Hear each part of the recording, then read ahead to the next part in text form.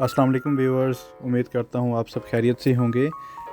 आज एक और वीडियो के साथ मैं हाज़िर हूँ। इस वीडियो में हम बात करेंगे कि जो आरसीसी स्लैब है उसके लिए जो हम एक बेस तैयार करते हैं, उसकी शटरिंग के हवाले से, उसकी छत की पैकिंग के हवाले से, उसमें मौजूद तमाम लवाजमात को हम किस किस तरह से हम सेटल डाउन कर सकते हैं, किस किस तरह से जाके हम उन सबको प्लान कर सकते हैं। ये वीडियो मैंने वॉइस ओवर करके बनाई है। इसमें सबसे पहले तो हम बात करेंगे, आप इसको वीडियो को साथ साथ देखते भी रहेंगे। इसमें सबसे पहले हम बात करेंगे इस छत के नीचे जो हमने वर्टिकल सपोर्ट्स लगाई हैं उसके हवाले से।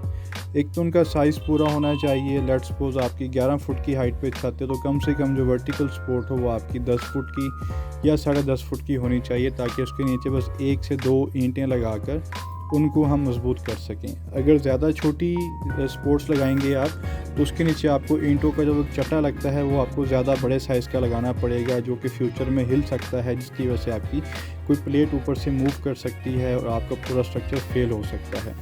उसके अलावा इस तमाम स्ट्रक्चर को देखने के बाद, इसके नीचे वर्टिकल सपोर्ट्स को की पायदारी को, मजबूती को देखने के बाद, फिर जो हमारा सेकंड स्टेप आता है वो आता है हमारी शटरिंग का लेवल का, कि इसके ऊपर जो भी हमने प्लेट्स लगाई हैं एक तो वो साफ़ सुथरी हों, उनके बीच में कहीं से कोई टूटी फूटी प्लेटें ना हों, कोई टेढ़ी ना हों, बिल्कुल नीट एंड क्लीन प्लेटें हों। और फिर उसके बाद उन तमाम प्लेटों का हम एक लेवल करते हैं। जो आपके बड़े कमरे होते हैं जैसे 15-15 का, 15-20 का, 14-16 का, इन जो इस साइज़ के जो कमरे होते हैं या जो आपके बड़े बड़े हॉल होते हैं, उनका सेंटर आपने 1 इंच, पौनी इंच, 1.25 इंच एरिया के हिसाब से सेंटर उनका अप करना होता है, उठाना होता है, ताकि जब हम इस छत को खोलें आफ्टर कंक्रीट पोरिंग तो उसके बाद वो अपने लेवल पे वापस आ जाए। अगर आप इसका वो नहीं उठाएंगे ऊपर, इसको जो 1 इंच या 1.5 इंच उठाते होते हैं वो नहीं उठाएंगे तो उसकी वजह से हो सकता है इन फ्यूचर इसमें मज़ीद कैम्बर मतलब नीचे की तरफ झुकाव पैदा हो जाए। तो इस झुकाव से बचने के लिए हम ऑलरेडी ही इसको 1 इंच, 1.25 इंच हम इसको ऊपर की तरफ अपलिफ्ट कर देते होते हैं शटरिंग को, ताकि अगर ये झुकाव ले भी तो ये अपने लेवल पे बराबर बैलेंस हो जाए।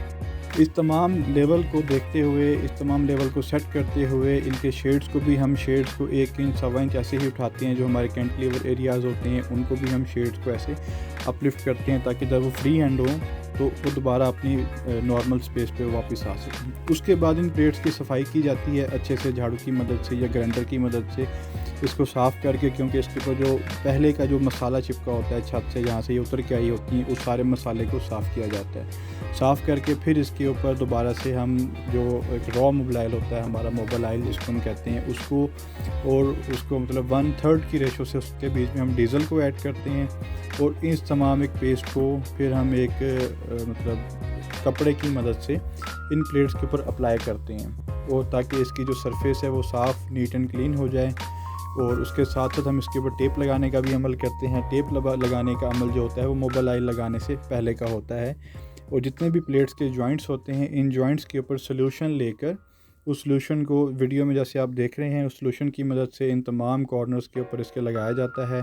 उसको बुश के साथ अप्लाई करते हैं, बुश के साथ उसको फैलाते हैं उस सोल्यूशन को। उसको फैलाने के बाद उसके ऊपर फिर जो ये टेप होती है, पीवीसी पैकिंग टेप, फिर इस टेप को उसके ऊपर अप्लाई करते हैं, ताकि हमारी जो भी इसके ऊपर कंक्रीट का काम हो, जो उसका एक रेशो होता है जो नीचे बह जाता है, और उसकी वजह से छत के बीच में मखसूस जगहों पे एक ना मखसूस किस्म के सुराख या वो जगह ऐसे लगती है जैसे यहाँ से झड़ गया हो कंक्रीट, उसको हम हनी कॉम्बिंग कहते हैं। तो वो चीज़ें प्रोमिनेंट होती हैं, और उन तमाम फेसिस से बचने के लिए इसकी हम इस तरह से पैकिंग करते हैं। सोल्यूशन लगा के उसके ऊपर हम टेप लगाते हैं, टेप लगा के फिर उसके ऊपर हम ये मोबाइल ऑयल को अप्लाई करते हैं। जब मोबाइल ऑयल अप्लाई हो जाता है, इसका मकसद ये होता है जब आपकी छत खुलेगी, शटरिंग जब आपकी छत की खुलेगी तो नीचे से वो छत आपकी नीट एंड क्लीन बिल्कुल साफ़ सुथरी होगी, ना उसके साथ कहीं पे आपका कंक्रीट चिपकेगा, ताकि जिसकी वजह से वो खड्डा सा मच जाए या वहाँ से कोई हनी कॉम्बिंग हो पाए। तो ये सब देखने के बाद फिर नेक्स्ट जो हमारा स्टेप आता है वो हमारा आता है स्टील बार बेंडिंग का। स्टील बार बेंडिंग के लिए सबसे जो पहला स्टेज होता है वो ये होता है कि आप किसी अच्छे आर्किटेक्ट का या स्ट्रक्चर डिज़ाइनर का इंतखाब करें, जो आपके स्टील को प्रॉपर तरीके से डिज़ाइन करके दे। और उसके बाद फिर जो नंबर 2 होता है वो आपको रिक्वायर्ड होता है कोई अच्छा सा स्टील फिक्सर। स्टील फिक्सर के इंतखाब से आपको ये फ़ायदा होगा कि जो भी उसकी कट लेंथ काटेगा उसमें वो इस चीज़ को मद्देनज़र रखेगा कि आपका जो कट पीस हो वो ज़ाया ना हो। वो इस तरह से कट लेंथ की डिवीज़न करेगा कि वो जो पीस कटेगा आपका वो एक्स्ट्रा बार में या टॉप बार में या एडिशनल बार में कहीं पे भी वो उसको यूज़ कर सकता है। ये उसकी एक्सपर्टीज़ होती हैं, उसके हिसाब से वो इस तमाम स्टील को काटेगा। और जो रेजिडेंशियल स्ट्रक्चर होते हैं उसमें मोस्ट प्रेफरेबल जो स्ट्रक्चर होता है वो बेंट अप छत का होता है। तो कोशिश करें आपका जितना भी स्ट्रक्चर हो उसको बेंट अप में लेके जाएं। एक तो ये स्ट्रॉन्ग होता है और उसके अलावा इसमें कम सरिया खर्च होता है और आपका जो स्ट्रक्चर होता है वो मोर देन मजबूत होता है।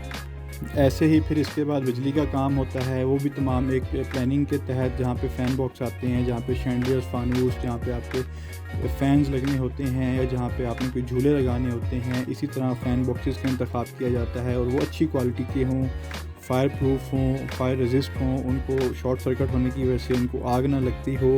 इनकी पैकिंग इस तरह से होनी चाहिए जॉइंट्स की, ताकि उसके बीच में जो है आपका मटेरियल, सीमेंट का मसाला, कोई रेशो उसके अंदर ना जा सके। इसके लिए भी आपको स्किल्ड इलेक्ट्रिशियन की ज़रूरत होती है जो तमाम मामलात को प्रोजेक्ट के केयरफुली देखें।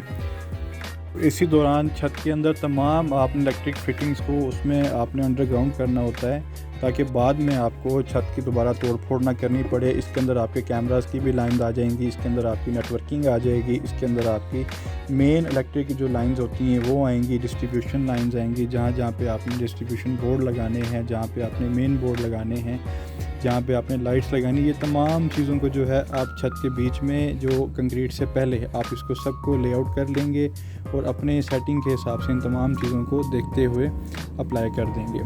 फिर इसके बाद एक फ़ाइनल स्टेप आएगा कंक्रीट डालने का।